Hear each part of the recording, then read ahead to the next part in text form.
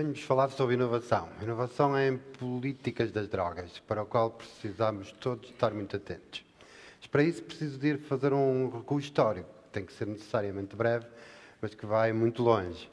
Dizer-vos primeiro que os homens de todas as civilizações encontraram substâncias na natureza, que souberam manipulá-las e sempre as utilizaram.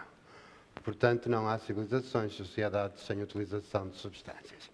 Estas substâncias têm uma característica, essencialmente, é que são capazes de, quando serem introduzidas de determinada maneira, ingeridas de determinada maneira, fazem com que a pessoa sinta coisas diferentes, que haja alterações na sua afetividade, que haja alterações no seu comportamento e também no seu pensamento. Essas substâncias existem e continuam a ser fabricadas e multiplicadas na atualidade. Vivemos tempos diferentes daquilo que se passava, por exemplo, no século XIX. No século XIX vendiam-se este medicamento pela indústria da Bayer, que a heroína é um opiáceo, é um dos mais utilizados e um dos mais problemáticos na atualidade, começou por ser um medicamento. Também nessa altura se distribuía cocaína desta forma interessante para melhorar a vida das pessoas. Este senhor é o Papa Leão XIII. O Papa Leão XIII foi um utilizador conhecido de vinho Mariani, que é uma mistura de álcool com cocaína e que foi muito difundido. Há inclusivamente um álbum Mariani que foi assinado não só por este Papa, mas também por muitos outros imperadores e reis europeus.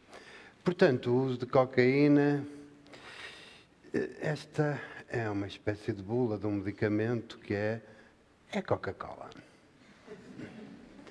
Na América do Norte, em particular, registavam-se mais de 70 produtos parecidos com estes, que eram feitos com extratos de cocaína e que eram estimulantes, como diz esta publicidade.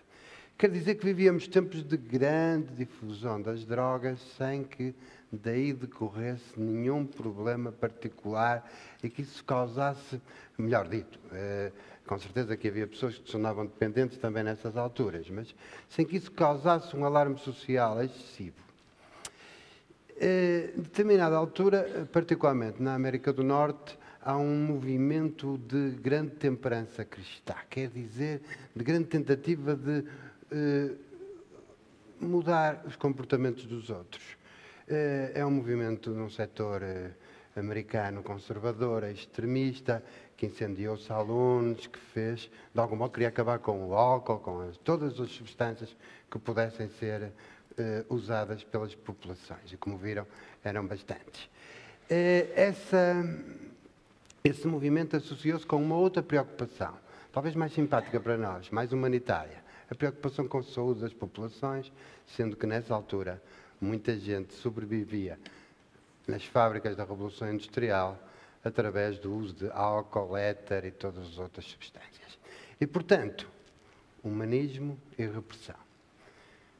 Essa ideia foi levada, particularmente nos Estados Unidos, avante. Então, na altura da transição para o século XX, decide-se que seria interessante limitar o uso de drogas, introduzindo aí uma dimensão quase sempre não existente, que é o direito, a lei, a proibição, a interdição. E os Estados Unidos, com um bispo à sua frente, o bispo Brent, dinamiza uma conferência internacional com 13 países, onde está Portugal, em Xangai, outra em Haia, em 1912, e, apesar de muita hesitação, muita discussão entre aqueles que queriam acabar com todas as drogas, chamados também como idealistas, e aqueles mais realistas que achavam que as drogas faziam parte da vida da humanidade e que talvez não fosse tão inteligente assim interditá-las dessa maneira tão abrupta. Essa luta, vamos dizer, venceram-nos os idealistas. E, portanto, a partir daí criou-se aquilo que nós temos apenas há 6 anos. Uma proibição da interdição do comércio, do fabrico de todas as drogas, ou melhor dito, de algumas das drogas que nós decidimos que deveriam estar excluídas. E essas drogas apenas excluíram o álcool e o tabaco, Bem, se não quisermos colocar a cafeína também como uma droga, que facilmente a podemos colocar como isso. Bem, e todas as outras passaram a ser interditas, a menos que fossem para usos médicos e científicos, considerados esses sim legítimos. O trabalho de casa destes países e de outros que posteriormente aderiram a estas convenções internacionais foi lento. Apenas nos anos 20 é que os países começaram a interditar efetivamente o uso de substâncias. E pronto, com todo o movimento do século XX, as guerras, etc., isso não foi sequer uma situação de grande relevo. Tivemos que esperar pelos anos 60 e pelo movimento hippie, pelo movimento de contestação social, quando de repente percebemos que eram os jovens da vossa idade, precisamente, que utilizavam drogas, que eram de classe média. Isso assustou sobremaneira os poderes, se quisermos dizer assim. O primeiro a reagir, bem, talvez seja apenas uma metáfora, mas usa-se frequentemente. Richard Nixon, presidente norte-americano ultraconservador, decretou a Primeira Guerra. Guerra às drogas. A guerra é inimiga das sociedades atuais, nós temos que a destruir. Portanto, é a primeira vez que se declaram, mas os países normalmente declaram guerra uns aos outros. Aqui é declarar guerra a algo que é químico. E essa guerra aumenta exponencialmente os meios e os recursos colocados ao dispor dessa guerra que, bem, ainda não foi declarado nenhum armistício, nós podemos pressupor que continuamos em guerra. Todavia, os últimos anos, não propriamente os últimos 3 ou 4, mas os últimos 20 ou 30, são profícuos em posições públicas, não propriamente de setores radicais, mas de setores, vamos dizer, do centro das políticas e do poder nos vários países, a dizer que esta guerra é uma guerra perdida, causa problemas, causa muita corrupção, causa congestionamento dos tribunais, sobrelotação de prisões, atentados aos direitos individuais, problemas na saúde dos consumidores, etc, etc, etc, sem que pareça que possa ser ganha. E isso levou a alguns países e a muitas posições públicas, Fernando Henrique Cardoso do Brasil, Jorge Sampaio de Portugal, porque não, pessoas, estou a falar apenas dos políticos, mas noutros setores que de algum modo contestaram esta ideia que nós podemos vender uma guerra, vencer esta guerra, melhor dito.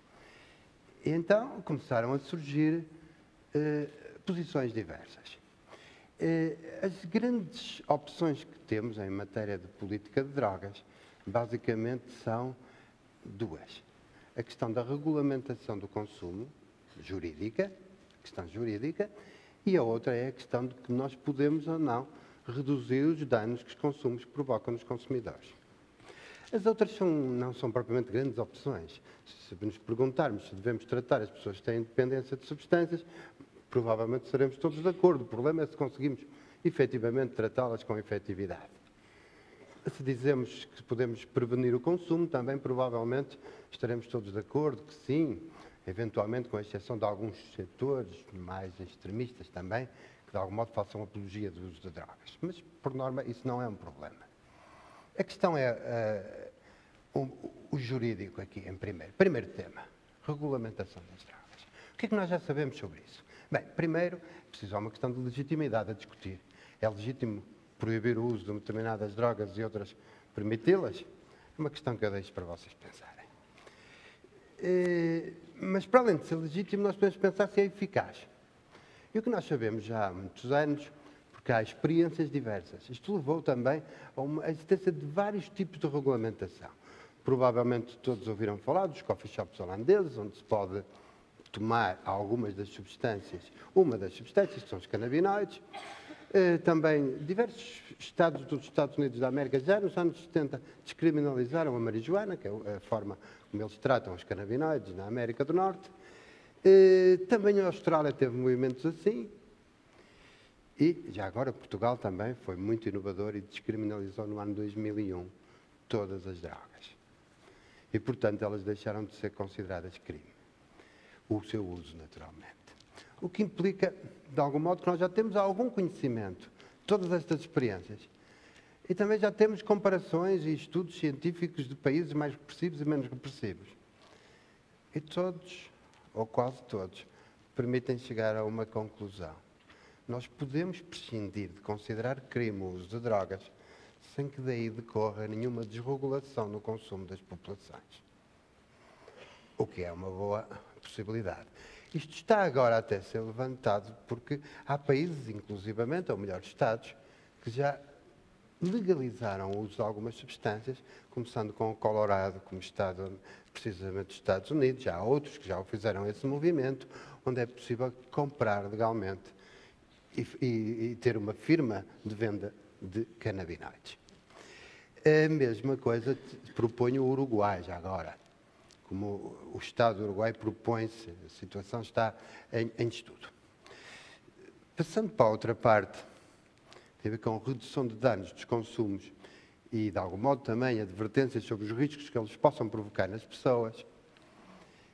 Significa isto, de algum modo, que nós admitimos que há pessoas que vão continuar a consumir, o que me parece que é um facto óbvio. E, portanto, o que nós temos que fazer, de algum modo, é reduzir os danos desses consumos. A primeira e mais emblemática dessas medidas é a troca de seringas. Nós já as temos em Portugal desde 1993. Depois, os programas de substituição para dependentes opiáceos. Depois, todo o apoio que nós possamos dar a pessoas que estão na rua e que estão em sérias dificuldades com o seu uso de drogas. E, já agora também, toda a advertência que podamos fazer junto dos consumidores que efetivamente consomem drogas, entre os quais, curiosamente, também estão alguns estudantes universitários. Tudo o que puder ser advertência para os riscos, cuidado com o uso e redução de danos. Tudo isto é necessário. E todos este tipo de medidas têm uma eficácia, obviamente não absoluta, mas bastante importante na redução dos danos, na proteção dos consumidores. E, portanto, nós precisamos desse tipo de medidas. Em Portugal, apenas uma das medidas previstas nunca foi implementada. É uma questão em aberto nas sociedades, são as chamadas salas de consumo vigiado, que se destinam a que consumidores endovenosos de drogas tenham um sítio seguro onde possam injetar as substâncias que desejam consumir. Existem muitas dessas em outros países, designadamente em Espanha, por exemplo. A importância, vou apenas sinalizar a importância da redução de danos. Durante os últimos anos, em Portugal, vou pegar apenas um indicador, SIDA. A SIDA não se transmite por tomar drogas, transmite porque se troca materiais de injeção e pelo sangue.